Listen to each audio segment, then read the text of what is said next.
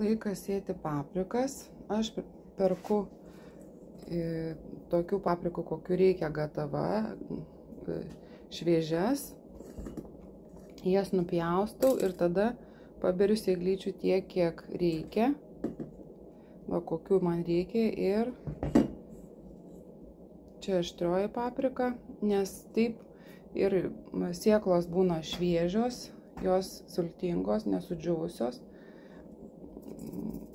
Greitai sudygsta ir dar gali suvalgyti tas, gaunasi ir pigiau, ir greičiau, ir gali pasisėti tokių, kokių nori, nes šitokių paprikų sėklų aš nežinau, ar yra pirkti, o man jos patinka ir gerai užauga. Taigi linkiu visiems geros sėjos ir gero derliaus.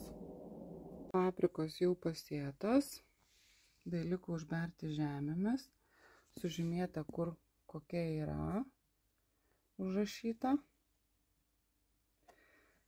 Ir po to užbersiu ant viršų žemių ir įkišiu maišelius bei padėsiu šiltai.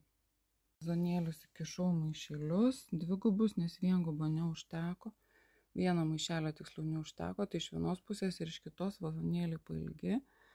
Ir juos dabar beliko padėti šiltai, kad sėklos greičiau sudygtų, nes joms dabar šviesos nereikia. Svarbiausia, kad būtų šilta ir drėgna. Aišku, reikia stebėti, kad nesupelytų, negali būti per drėgna. Taigi,